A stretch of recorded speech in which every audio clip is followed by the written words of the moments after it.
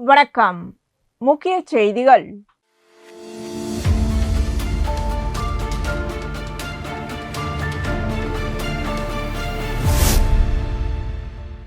புதுச்சேரி பாஜக அலுவலகத்தில் செய்தியாளர்களை சந்தித்த மத்திய தகவல் மற்றும் ஒலிபரப்புத்துறை இணையமைச்சர் எல்முருகன், பிரதமர் நரேந்திர மோடி தலைமையிலான ஆட்சி 12 ஆண்டுகளை நிறைவு செய்துள்ளதாக தெரிவித்தார். கடந்த 12 ஆண்டுகளில் 25 கோடி மக்கள் வறுமை கோட்டிலிருந்து மீண்டுள்ளதாகவும், 12 கோடிக்கும் மேற்பட்ட கழிப்பறைகள் கட்டப்பட்டுள்ளதாகவும், 58 கோடிக்கும் மேற்பட்ட ஜன்தன் வங்கி கணக்குகள் தொடங்கப்பட்டுள்ளதாகவும் அவர் கூறினார். மேலும் நாட்டின் உள்கட்டமைப்பு முதலீடு ரூபாய் 2 லட்சம் கோடியிலிருந்து ரூபாய் 12.2 லட்சம் கோடியாக உயர்ந்துள்ளதாகவும், 166 வந்தே பாரத் ரயில்கள் இயக்கப்பட்டு வருவதாகவும், உலகின் மிகப்பெரிய டிஜிட்டல் பரிவர்த்தனை நாடாக இந்தியா உருவெடுத்துள்ளதாகவும் தெரிவித்தார். புதுச்சேரியில் இந்திரா காந்தி, ராஜீவ் காந்தி சிக்னல் பகுதியில் மேம்பாலம் அமைக்க ரூபாய் 438 கோடி நிதி ஒதுக்கப்பட்டுள்ளதாகவும், ஏழைகள், விவசாயிகள் மற்றும் பெண்களின் நலனை மையமாக கொண்டு மத்திய அரசு செயல்பட்டு வருவதாகவும் கூறினார். மேகதாது அணை விவகாரத்தில் எந்த மாநிலத்தின் நலனும் பாதிக்கப்படாமல் இரு மாநிலங்களுக்கும் உரிய நீர் கிடைக்க வேண்டும் என்பதே பாஜகவின் நிலைப்பாடு என தெரிவித்த அவர், அண்ணாமலையின் புதிய இயக்கம் மற்றும் விஜயதாரணி பாஜகவிலிருந்து விலகியது தொடர்பான கேள்விகளுக்கு பதிலளிக்காமல் சென்றார்.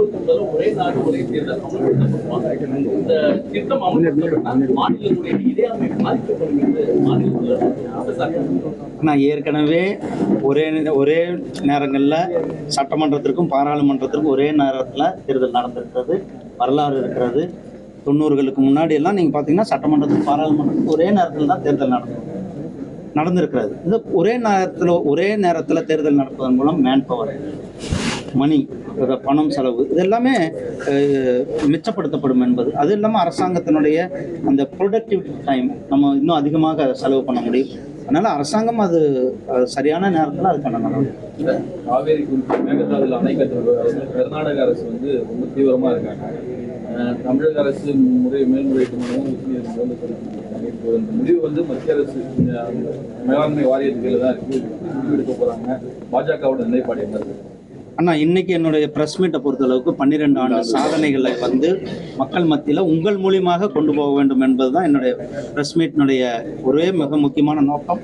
ஏன்னா நிறைய கேள்விகள் இருக்குது. இன்னும் நீங்கள் தமிழ்நாட்டில் அரசியல் பற்றி நிறைய அதெல்லாம் நீங்கள் கேட்குறது. அதனால் இன்றைக்கு அதையெல்லாம் நாம் தவிர்த்து விட்டு இன்றைக்கு நாம் இந்த 12 ஆண்டு சாதனைகளை உங்கள் மூலியமாக நாம் எடுத்துக்கொள்ள போகணும்.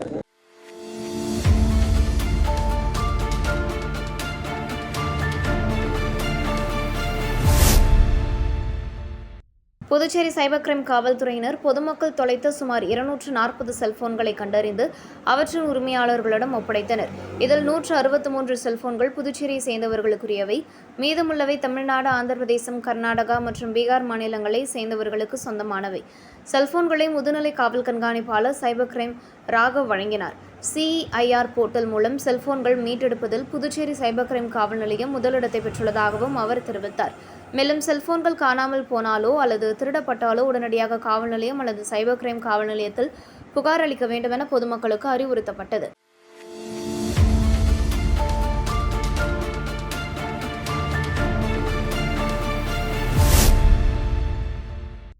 புதுச்சேரியில் கடந்த மாதம் பெய்த கனமழையால் லாஸ்பேட்டை தொகுதியின் பல பகுதிகளில் மழைநீர் தேங்கி பொதுமக்கள் பாதிக்கப்பட்டனர். இதனையடுத்து கடந்த 4 ஆண்டுகளாக வாய்க்கால்கள் தூர்வாரப்படாததால் மழைநீர் வீடுகளுக்குள் புகுவதாக பொதுமக்கள் லாஸ்பேட்டை தொகுதி சட்டமன்ற உறுப்பினர் VP சிவக்கொழுந்து மற்றும் சப்தகிரி அறக்கட்டளை பொறுப்பாளர் ரமேஷ்குமாரிடம் கோரிக்கை வைத்தனர். பொதுமக்களின் கோரிக்கையை ஏற்று சட்டமன்ற உறுப்பினர் சிவக்கொழுந்து பொதுப்பணித்துறை அதிகாரிகளுக்கு உடனடியாக வாய்க்கால்களை தூர்வார உத்தரவிட்டார்.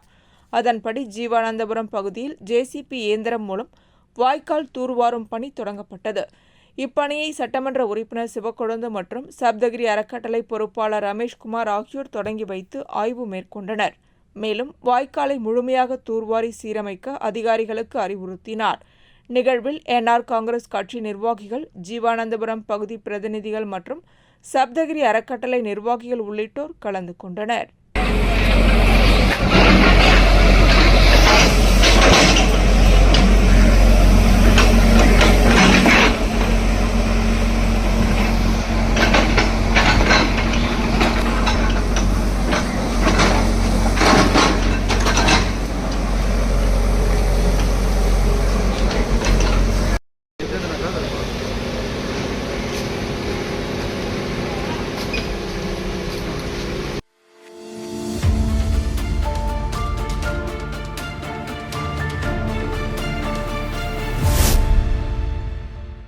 புதுச்சேரி லட்சிய ஜனநாயக கட்சியின் தலைவரும் காமராஜர் நகர் தொகுதியின் சட்டமன்ற உறுப்பினருமான ஜோஸ் சார்லஸ் மார்டன் அவர்களின் அறிவுறுத்தலின்படி வாரந்தோறும் சனிக்கிழமைகளில் காமராஜர் நகர் தொகுதியில் இலவச மருத்துவ முகாம் மற்றும் குறை கேட்கும் பணி நடைபெற்று வருகிறது.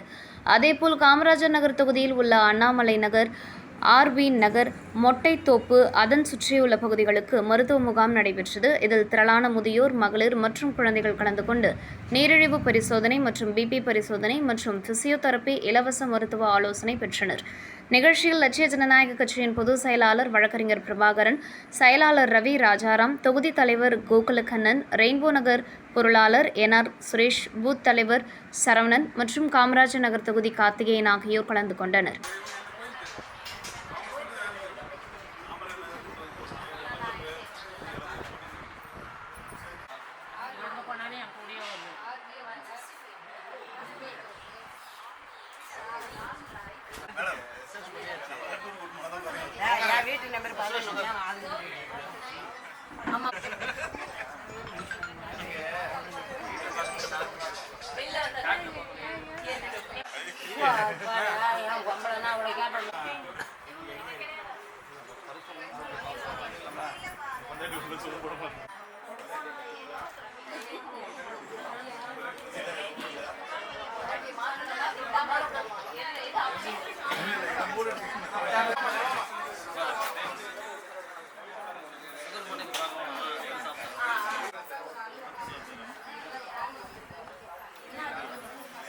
ஃபோன் நம்பர் தெரியுமா?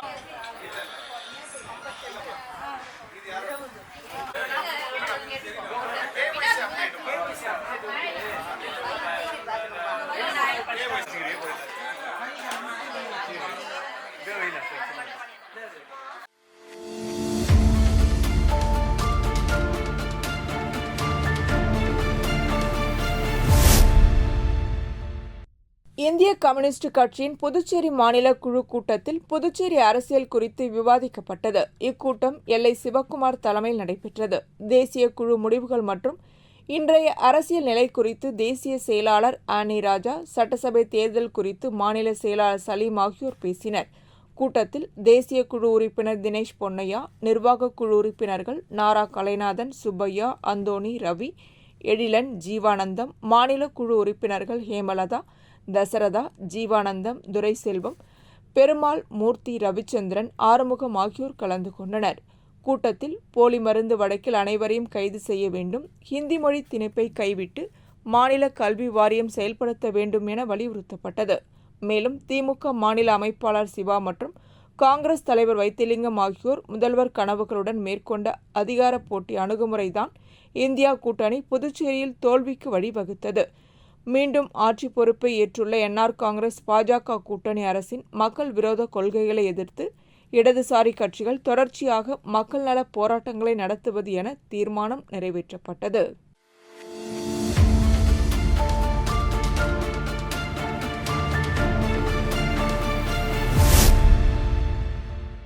பிரதமர் நரேந்திர மோடி தலைமையிலான 12 ஆண்டு கால ஆட்சியில் புதுச்சேரி பல்வேறு வளர்ச்சித் திட்டங்களை பெற்றுள்ளதாக புதுச்சேரி பாஜக மாநில தலைவர் ராமலிங்கம் தெரிவித்தார்.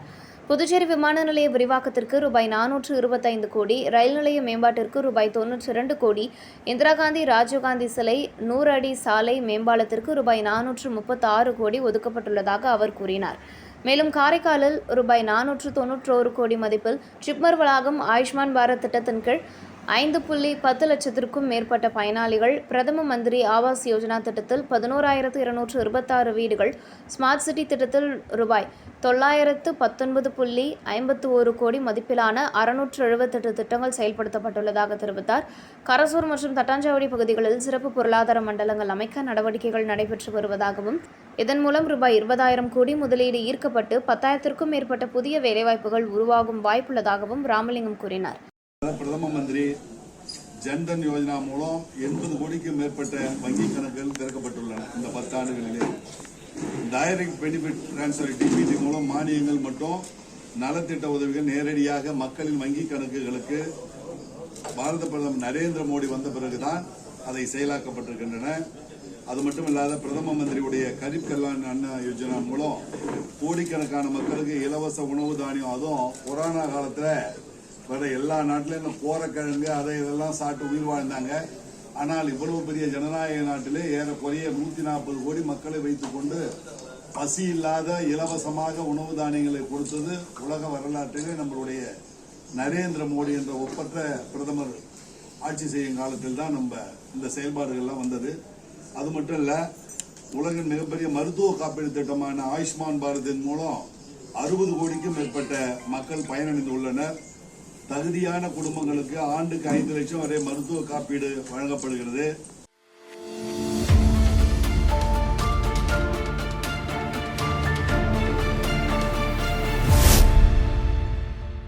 புதுச்சேரியில் உள்ள ஈஸ்ட் கோஸ்ட் மருத்துவமனையில் 39 வயதுடைய ஆணின் வயிற்றிலிருந்து 15 சென்டிமீட்டர் அளவிலான அட்னிரல் சுரப்பி கட்டி லேப்ரஸ்கோபி முறையில் வெற்றிகரமாக அகற்றப்பட்டது. இந்த சிக்கலான அறுவை சிகிச்சையை மூத்த சிறுநீரக அறுவை சிகிச்சை நிபுணர் டாக்டர் விஜய் ஓசா தலைமையிலான மருத்துவக் குழு வெற்றிகரமாக மேற்கொண்டது.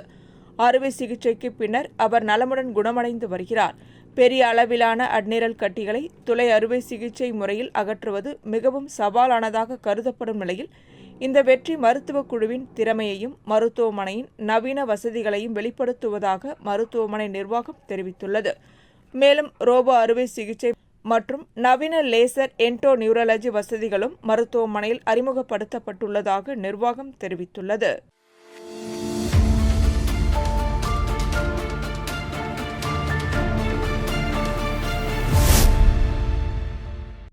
புதுச்சேரி காவல்துறையின் சார்பில் ஒவ்வொரு சனிக்கிழமையும் நடத்தப்பட்டு வரும் மக்கள் மன்றம் பல்வேறு காவல் நிலையங்களில் நடைபெறுகிறது. இதில் பொதுமக்கள் அளிக்கும் புகார் மனுக்கள் மீது காவல்துறை அதிகாரிகள் நேரடியாக விசாரணை மேற்கொண்டு தீர்வு காண நடவடிக்கை எடுக்கின்றனர். அதன்படி ஒதியஞ்சாலை, டி நகர், திருக்கனூர், தவளக்குப்பம், மாகே மற்றும் ஏனம் தரிய வித்யப்பா புறக்காவல் நிலையம் உள்ளிட்ட பகுதிகளில் காலை 11 மணி முதல் மதியம் 1 மணி வரை மக்கள் மன்றம் நடைபெறுகிறது. இதில் பொதுமக்கள் தங்களது குறைகள் மற்றும் புகார்களை நேரில் தெரிவித்து பயன்பெறலாம்.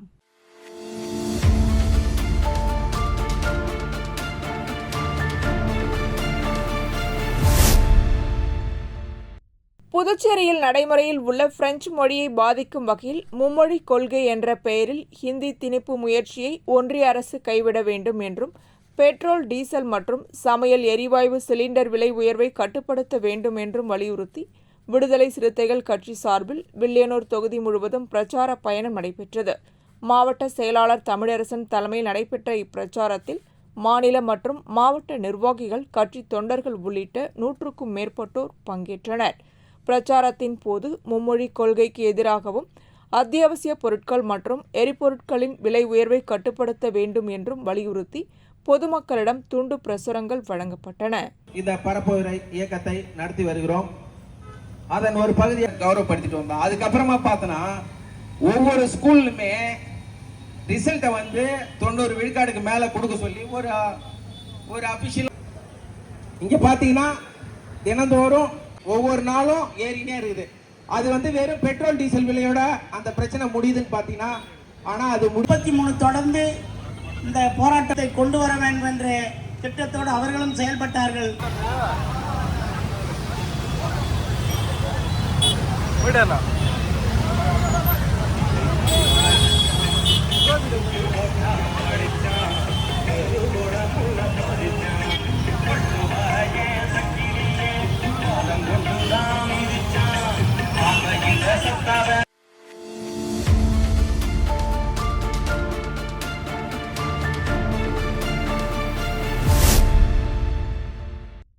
வில்லியனூர் தொகுதியில் பொதுமக்கள் மற்றும் போக்குவரத்திற்கு இடையூறாக இருந்த பேனர்கள், கொடிகள் மற்றும் கட்டவுட்டுகளை உடனடியாக அகற்றுமாறு சட்டமன்ற உறுப்பினர் ரவிக்குமார் உத்தரவிட்டார்.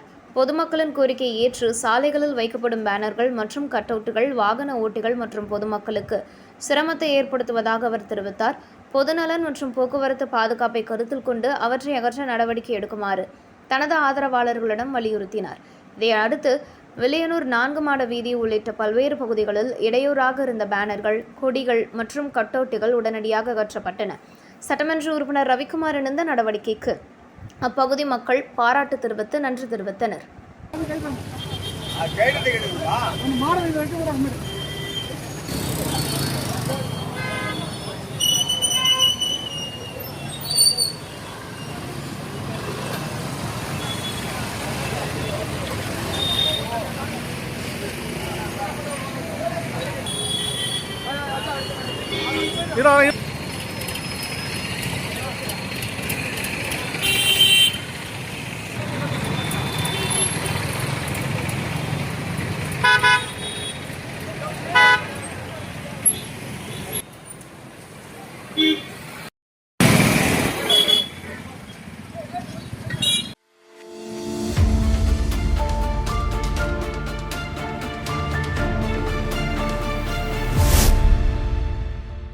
நடிகரும் இசையமைப்பாளருமான ஜிவி பிரகாஷ் குமார் அவர்களின் பிறந்தநாளை முன்னிட்டு அவரது தீவிர ரசிகரும் தென்னிந்தியா சினிமா விளம்பர வடிவமைப்பாளர் மற்றும் செலிபிரிட்டி மேனேஜ்மெண்ட் துறையில் செயல்பட்டு வரும் தனுஷ் சார்பில் முதியோர் மற்றும் மாற்றுத்திறனாளிகள் இல்லத்தில் நற்பணி நிகழ்ச்சி நடைபெற்றது. இந்நிகழ்ச்சியில் அங்குள்ள முதியவர்கள் மற்றும் மாற்றுத்திறனாளிகளுக்கு மதிய உணவு வழங்கப்பட்டது. தொடர்ந்து கேக் வெட்டி ஜிவி பிரகாஷ் குமார் அவர்களின் பிறந்தநாள் மகிழ்ச்சியுடன் கொண்டாடப்பட்டது.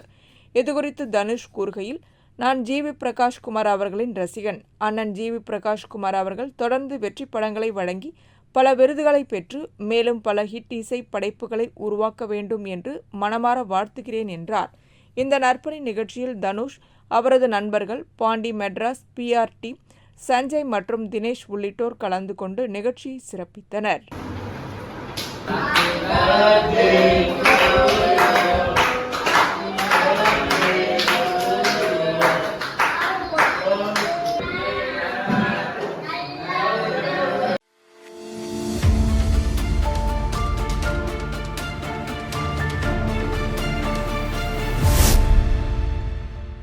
புதுச்சேரி ரவுண்ட் டேபிள் 70 அமைப்பின் சார்பில் தாய் அல்லது தந்தையை இழந்த குடும்பங்களைச் சேர்ந்த 100 மாணவர்களுக்கு 2026ஆம் ஆண்டு விருட்சம் கல்வி உதவித்தொகை வழங்கும் திட்டம் சுகன்யா கன்வென்ஷன் சென்டரில் நடைபெற்றது. விழாவிற்கு புதுச்சேரி காவல்துறையின் குற்றப்பிரிவு மற்றும் உளவுத்துறை சீனியர் SP நித்யா ராதாகிருஷ்ணன் முதன்மை விருந்தினராக கலந்து கொண்டு திட்டத்தை தொடங்கி வைத்தார். சிறப்பு விருந்தினராக ஏரியா 2இன் செயலாளர் பொருளாளர் அசோக் கலந்து கொண்டு சிறப்புரையாற்றினார். தொடர்ந்து சமூக நல முயற்சியின் மூலம் தாய் அல்லது தந்தையை இழந்த குடும்பங்களைச் சேர்ந்த 100 மாணவர்களுக்கு உதவித்தொகை வழங்கப்பட்டது. மாணவர்களின் கல்வி கனவுகளை நனவாக்கும் நோக்கத்துடன் இந்த திட்டம் முன்னெடுக்கப்படுவதாக அமைப்பினர் தெரிவித்தனர். And next I would like to welcome on their table.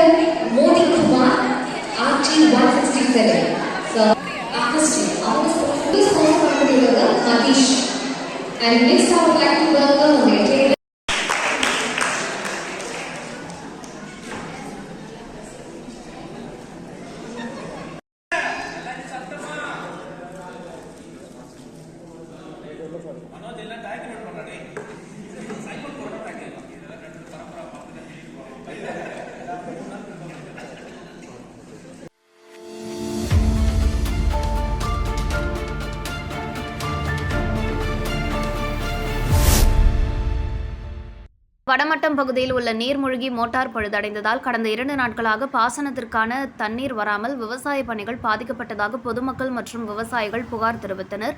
இதையடுத்து நெடுங்காடு கோட்டிச்சேரி தொகுதி சட்டமன்ற உறுப்பினரும் மக்கள் மருத்துவருமான டாக்டர் விக்னேஸ்வரன் உடனடியாக சம்பந்தப்பட்ட அதிகாரிகளிடம் நடவடிக்கை எடுக்க அறிவுறுத்தினார். அதன் பேரில் பழுதடைந்த நீர்மூழ்கி மோட்டார் விரைந்து சரி செய்யப்பட்டு பாசனத்திற்கு தேவையான நீர் விநியோகம் மீண்டும் தொடங்கப்பட்டது. விரைவான நடவடிக்கையால் விவசாயிகளும் பொதுமக்களும் மகிழ்ச்சி தெரிவித்து MLA டாக்டர் விக்னேஸ்வரனுக்கு நன்றி தெரிவித்தனர்.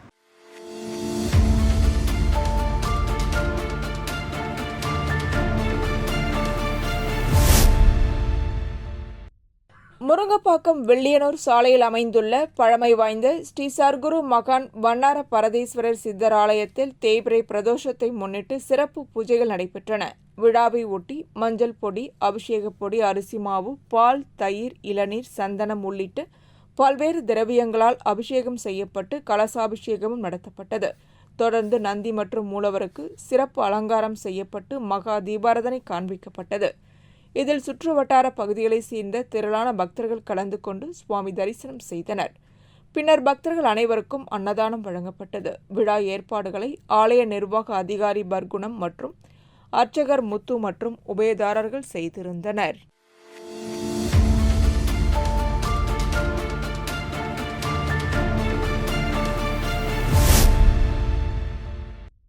வில்லியனூரில் தமிழக வெற்றிக் கழக நிர்வாகியின் இல்ல திருமண விழாவை ஒட்டி வைக்கப்பட்டிருந்த பேனர்களை கொம்மின் பஞ்சாயத்து ஊழியர்கள் ஜேசிபி இயந்திரம் மூலம் அகற்றினர். இதனை அறிந்த தமிழக வெற்றிக் கழக நிர்வாகிகள் மற்றும் தொண்டர்கள் சம்பவ இடத்திற்கு சென்று முன் அறிவிப்பின்றி பேனர்கள் அகற்றப்பட்டதாக எதிர்ப்பு தெரிவித்தனர். பின்னர் அவர்கள் வில்லியனூர் கொம்மின் பஞ்சாயத்து ஆணையர் பிரபாகரை சந்தித்து தங்கள் கட்சியின் பேனர்கள் மட்டும் குறிவைத்து அகற்றப்பட்டதாக புகார் தெரிவித்தனர்.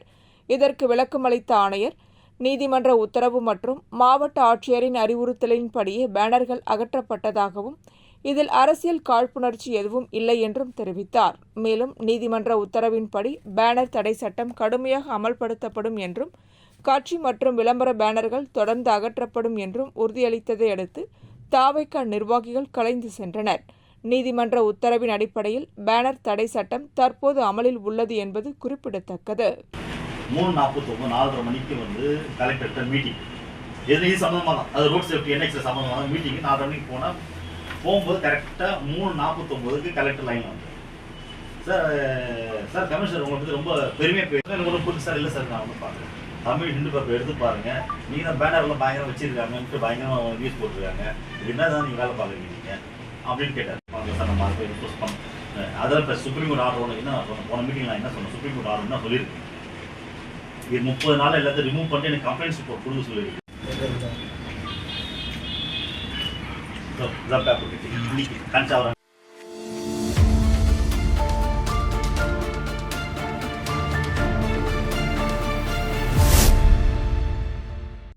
காரைக்கால் மேல உடுதுறையில் அமைந்துள்ள ஸ்ரீ ஸ்ரீ மாரியம்மன், ஸ்ரீ அய்யனார், ஸ்ரீ பெரியநாயகி அம்மன் ஆலயங்களின் வைகாசி திருவிழாவில் புதுச்சேரி சட்டமன்ற எதிர்க்கட்சித் தலைவரும் சட்டமன்ற உறுப்பினருமான நசீம் கலந்து கொண்டு சுவாமி தரிசனம் செய்தார். விழாவில் ஆலய நிர்வாகிகள், ஊர் முக்கியஸ்தர்கள் மற்றும் ஏராளமான பொதுமக்கள் பங்கேற்று சிறப்பித்தனர். சத்தியமங்கலத்தில் பண்ணாரி மாரியம்மா, சக்தி உமையானவளே சமயபுரத்து மாரியம்மா, சத்தியமங்கலத்தில் பண்ணாரி மாரியம்மா, அகிலமெல்லாம் உன்னாட்சி அம்மா உந்தன் அருளாட்சி, அகிலமெல்லாம் உன்னாட்சி அம்மா உந்தன் அருளாட்சி, உண்மகளே தேவியம்மா, பொற்பன காளியம்மா, ஆலங்குடி நாடியம்மா, அறந்தாங்கி வீரம்மா காளியம்மா.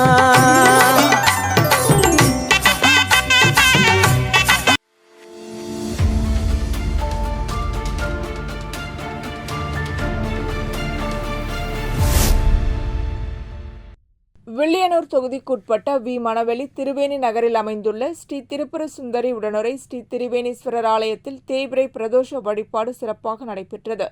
விழாவை ஒட்டி சுவாமிக்கு பால், தயிர், இளநீர், சந்தனம், விபூதி, பன்னீர், பழங்கள், பஞ்சாமிர்தம், தேன் உள்ளிட்ட பல்வேறு திரவியங்களால் அபிஷேகம் செய்யப்பட்டு தொடர்ந்து கலசாபிஷேகமும் நடைபெற்றது. பின்னர் சிறப்பு அலங்காரத்தில் மகா தீபாராதனை காண்பிக்கப்பட்டது.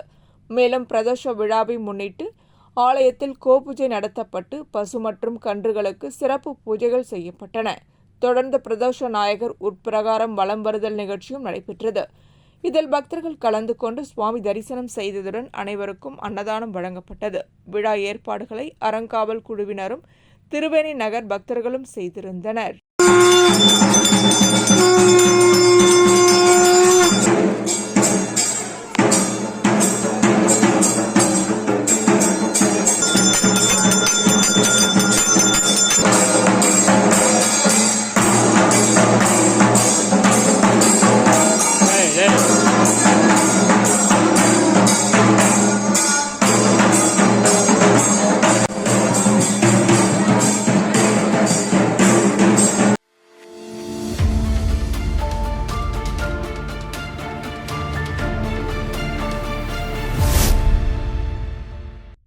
புதுச்சேரி மாநிலம் கூனிமுடக்கு காட்டேரிக்குப்பம் சாலையில் தமிழக பகுதியான வழுதாவூர் சேரநகரில் அமைந்துள்ள ஆதி கைலாசநாதர் தியான திருக்குடலில் தேய்பிறை பிரதோஷ வழிபாடு சிறப்பாக நடைபெற்றது.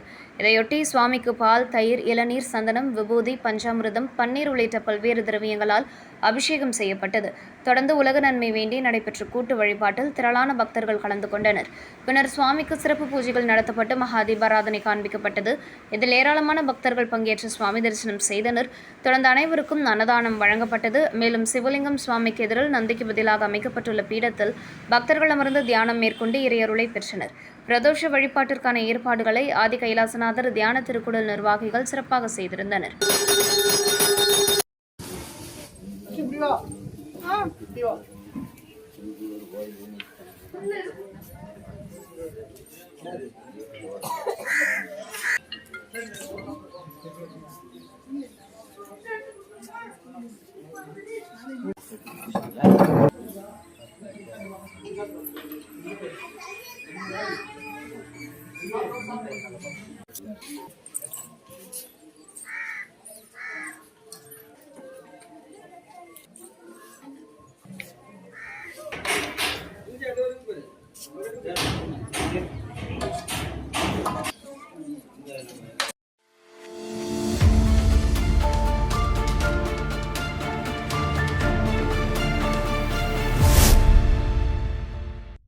காரைக்காலில் உள்ள பிரசித்தி பெற்ற கைலாசநாதர் கோவிலில் சாமி சிலைக்கு அவமரியாதை செய்யப்பட்ட சம்பவம் பக்தர்களிடையே அதிர்ச்சியை ஏற்படுத்தியுள்ளது. வரும் 29ஆம் தேதி நடைபெறவுள்ள மாங்கனி திருவிழா முன்னேற்பாடுகள் நடைபெற்று வரும் நிலையில் கைலாசநாதர் கோயிலின் கிழக்கு வாசல் பகுதியில் உள்ள ஸ்ரீ நாகர் சிலை மீது அடையாளம் தெரியாத நபர் ஒருவர் அவமரியாதை செய்துள்ளார். மறுநாள் காலை சம்பவம் தெரியவந்ததை தொடர்ந்து கோவில் நிர்வாகி விநாயகமூர்த்தி சிசிடிவி காட்சிகளுடன் காவல்துறையில் புகார் அளித்தார். விசாரணையில் சைக்கிளில் வந்த நபர் சிலையை காலால் உதைத்தது, பின்னர் அவமரியாதை செய்துவிட்டு சென்றது பதிவாகியிருந்தது. இதையடுத்து காவல்துறையினர் தீவிர விசாரணை நடத்தி காரைக்கால் தெற்கு தெருவை சேர்ந்த அரசு என்பவரை கைது செய்தனர். ஆரம்பகட்ட விசாரணையில் மன உளைச்சலால் இந்த செயலில் ஈடுபட்டதாக அவர் தெரிவித்ததாக கூறப்படுகிறது. இந்த சம்பவம் தொடர்பாக காவல்துறையினர் தொடர்ந்து விசாரணை மேற்கொண்டு வருகின்றனர். பிரபல கோவிலில் நடைபெற்ற இந்த அவமரியாதை சம்பவம் காரைக்கால் பகுதியில் பரபரப்பை ஏற்படுத்தியுள்ளது.